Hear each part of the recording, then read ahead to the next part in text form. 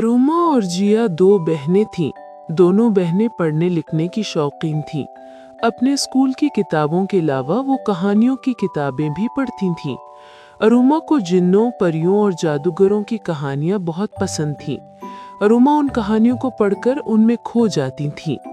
जब अरुमा की माँ उसे कहती, अरुमा, जरा बावर्ची खाने की सफाई कर दो, जरा मेरे साथ काम में हाथ बटा लिया करो।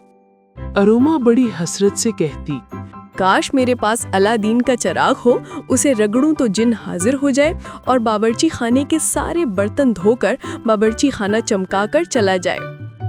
अम्मी चिढ़ जाती तो अरुमा कहती, अम्मी इस वक्त गुस्से में आप बिल्कुल लाल परी लग रही हैं।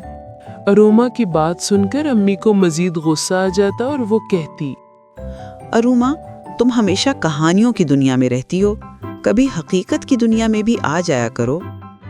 दूसरी तरफ जिया कहानियां तो पढ़ती थी, लेकिन जिन्नों परियों की कहानियों के साथ साथ वो साइंसी, जासूसी, अखलाकी, कैरेक्टर बिल्डिंग की कहानियां भी पढ़ती थी। अब जिया और अरुमा की स्कूल के इम्तहानात शुरू होने वाले थे। जैसे ही इम्तहान शुरू हुए, जिया ने कहानियों की किताबें पढ़ना बिल्कुल बंद कर दी और स्कूल की किताबों पर ज्यादा तवज्जो देना शुरू कर दिया।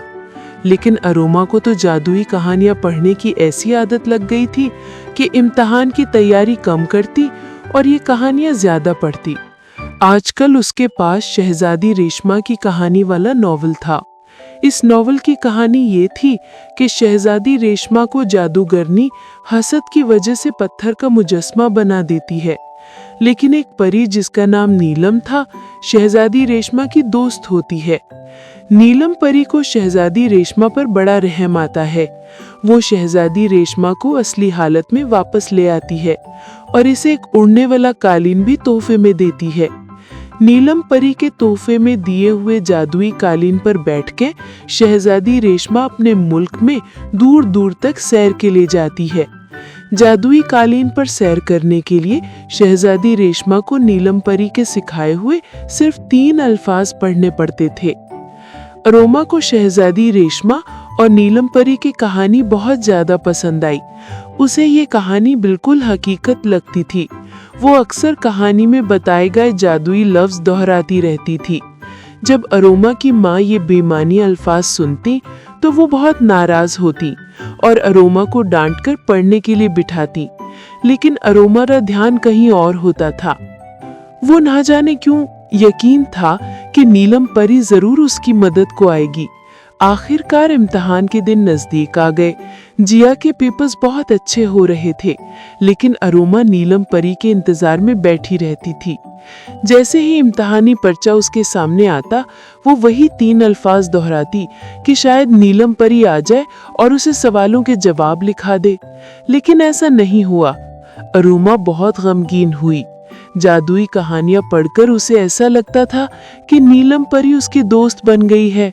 जब इम्तिहान का रिजल्ट आया तो जिया बहुत अच्छे नंबरों से पास हो गई, जबकि अरुमा फेल हो गई। अरुमा बहुत अफसुर्दा हुई और बहुत रोई। अरुमा को रोते देखकर अम्मी ने उसे समझाया, देखो बेटी, हकीकत की दुनिया और कहानियों की दुनिया में फर्क होता है। बच्चों को कहानियां पढ़नी चाहिए, लेकिन उन्हें दिमाग पर मुसल्लत नहीं करना चाहिए। और इखलाकी और इस्लाही कहानियां भी पढ़नी चाहिए, ताकि मालूम हो कि सही क्या है और गलत क्या है। लेकिन सबसे ज्यादा तवज्जो अपनी पढ़ाई पर देनी चाहिए।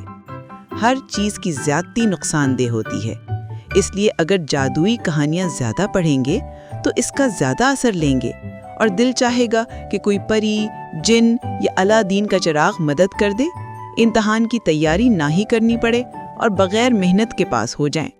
लेकिन ऐसे नहीं हो सकता। अरुमा ने अपनी अम्मी से वादा किया कि वो आइंदा से इखलाकी और इस्लाही कहानियों के साथ साथ स्कूल के पढ़ाई भी करेगी और कहानियों के किरदारों को अपने ऊपर मुसल्लत नहीं करेगी। मज़ीद वीडियोस देखने के लिए हमारे चैनल को सब्सक्राइब करें।